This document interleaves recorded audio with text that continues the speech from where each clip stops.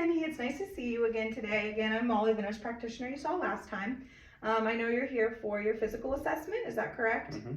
And we're going to be doing just the skin and head and neck assessment today. It'll take about 10 to 15 minutes, okay? Mm-hmm. All right, so I'm going to get started with this assessment by first inspecting the head as well as the hair. So going ahead and looking and just making sure that everything is symmetrical. I am looking at the shape of his skull, making sure there's no masses, lesions, or lumps. I'm going to go ahead and palpate it all the way to the occiput, back here, making sure, again, there's no masses or lumps. I will go ahead and look in his hair, noting the texture, which is silky and thin, and looking at his scalp. There are some flat macules in there. Again, looking for any abnormal lesions, lumps, or bumps.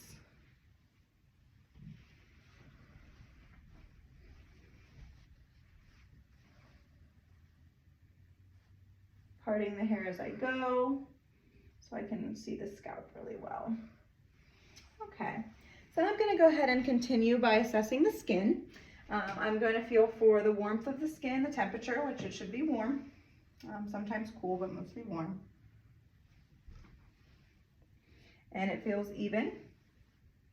I'm going to check the skin turgor by pinching up and tenting on his clavicle, and it did has good turgor, good hydration. It just went right back from elastic. And then I'm going to go ahead with the skin assessment by just looking over his skin, looking for any abnormal lesions, checking his moles. So again, we have more macules on his hands and arms, checking the fingertips for good blood flow. You want them to be smooth and soft. Looking at hygiene as I'm doing all of this as well, making sure the nails are trimmed appropriately. Feeling for any rough patches. Same thing on this side. We'll go ahead and check his chest and his abdomen. Go ahead and lean up. I'm going to check his back. And same thing, some flat macules scattered across his back. Also some hemangiomas. Okay, go ahead and lean. Same thing on his legs and his feet, and check his nail beds on his toes as well. Next, I'm going to continue with the head assessment. So I'm going to start with feeling his temporal pulse. I'm going to locate my hands over that TMJ and go ahead and open your mouth for me and close. Good. I'm going to palpate the sinuses, feeling for any tenderness or swelling. And that feels okay. And then I'm going to go ahead and check the lymph nodes of the head and the neck. So I'm going to start with the occipital lymph nodes in the back, using the soft tips of my fingers in a circular motion, going to the postauricular and the preauricular, to the tonsillar at the apex of the mandible,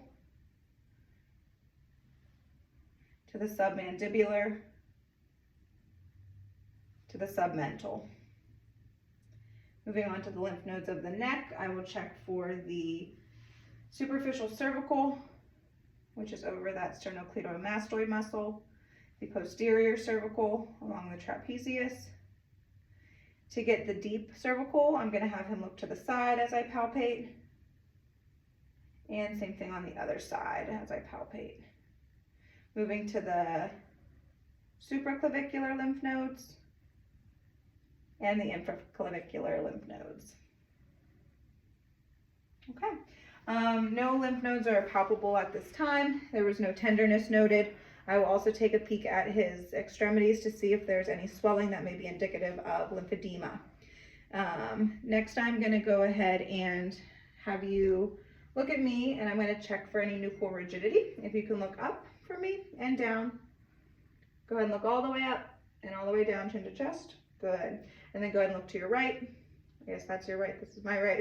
And back to your left. Okay. Any tenderness with that? Okay. Next, I'm going to go ahead and check the thyroid. So I am going to give you a glass of water. If you can go ahead and just take a sip of that, but keep it in your mouth, and I'll let you know when to swallow. And going from behind the patient, I'm going to place 2 hands on each side of that thyroid, and I'm going to have you go ahead and swallow. Good, and it should be, the thyroid gland should move up and down as he swallows in between my finger. Not only am I inspecting for any asymmetry or masses or goiter, but I'm also feeling for them. I'm going to go ahead and displace his trachea to, don't be, and keep your head straight, to the left, and displace it to the right. And that can be uncomfortable, but any pain with that? No. Okay, so that is a normal finding. Next we are going to go ahead and look at the eyes. So I'm going to grab my Snellen chart. This is a 6 foot away Snellen chart. So I'm going to stand 6 feet away, but you won't be able to see me in the video screen. And I'm going to have you go ahead and cover one of your eyes. And go ahead and read the farthest line down that you can see. LTFPH.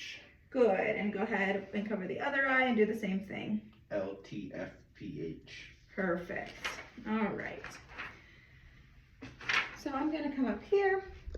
I'm going to inspect the eyes. So I'm going to go ahead and look kind of right at them. I'm going to have you close your eyes as I inspect the external structures. I will palpate, feeling for any masses. You can test kind of for intraocular pressure that way as well. I'm going to pull this down, these lower lids, and look at the conjunctiva. It should be a pale pink, and it looks good. Looking at the sclera to make sure it's white. Assessing his pupils that are equal and round, around a size 4 millimeter. I am going to go ahead and grab my pen light, and I'm going to assess the cornea. So go ahead and look straight ahead and shining it tangentially to see the cornea there. And the same thing on the other side. Okay. Next, I'm going to dim the lights to dilate his pupils some. And I'm going to check for pupillary response and a consensual response. So the first thing that I'll see is the regular response, and then I'm going to shine the light a second time to look for that consensual response in the opposite eye. And the pupils are constricting appropriately. Good.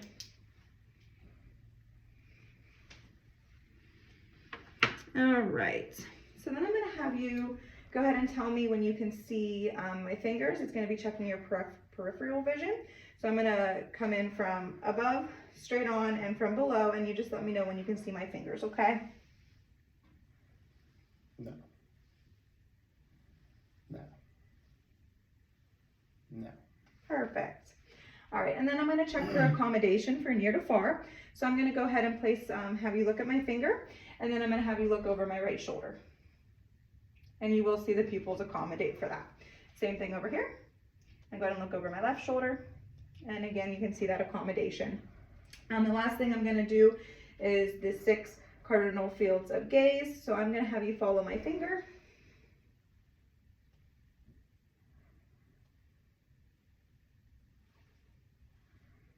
And that looks good. Okay, very nice. And then I'm going to get my ophthalmoscope.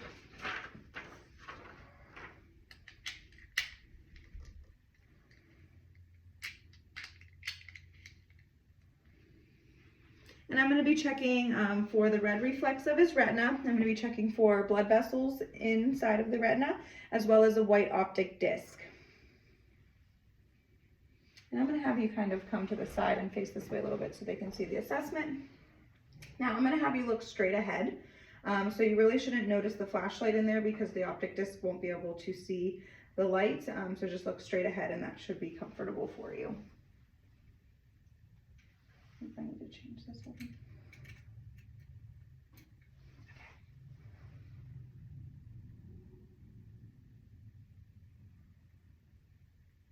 Okay. I can see that red reflex and blood vessels and that white optic disc. Okay. And I'm going to do the same thing on this side.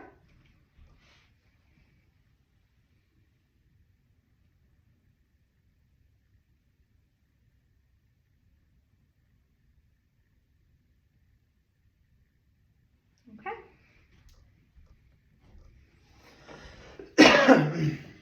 All right, and then we're going to switch to, let me turn my light off, assessing the ears.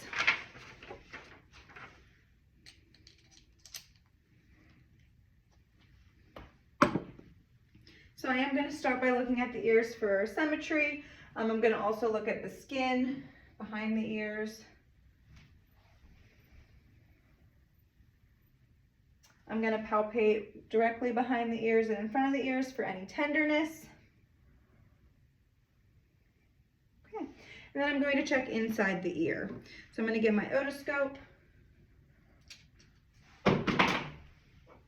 Oops. I'm going to get my otoscope. Maybe. Okay.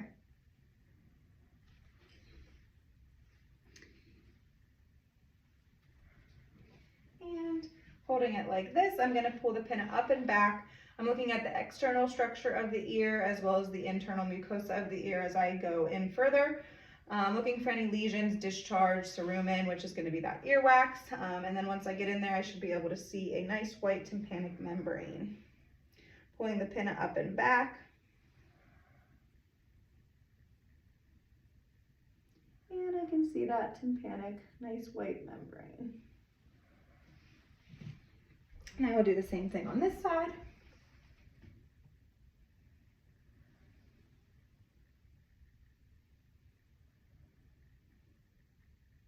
And again, some cerumen and a white tympanic membrane.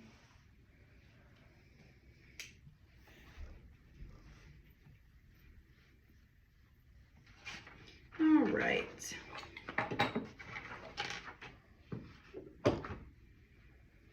So next I'm going to do the whisper test. So I'm going to go ahead and just kind of push right here on this ear to plug that. And I want you to repeat what I say to you. Apple. Apple. And check this side. Baseball. Baseball. Good. And then I'm going to grab my tuning fork and we are going to do a Weber test and a Rhine test. So I'm first going to do the Weber test. So I'm going to strike this against my hand and place it right on your forehead. And I want you to tell me which ear you hear it in, okay? Mm-hmm. Both.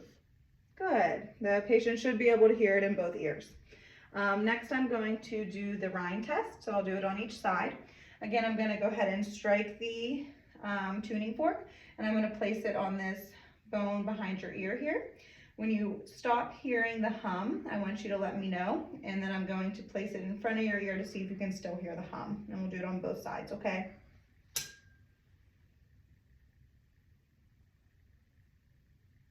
Okay. Yep. Good.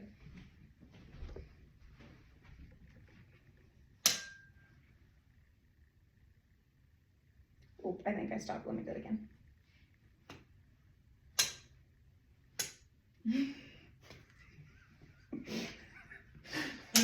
There we go. Okay. Okay, great. All right. Next, we are going to move on to the nose, where I'm going to inspect the nasal ala and the septum, the nasal septum. So first, I'm just going to kind of look at it and make sure that it is symmetrical. You would be able to see if there are any masses on the surface there. I'm also going to go ahead and look at it a little bit closer, looking at that mucosa in there.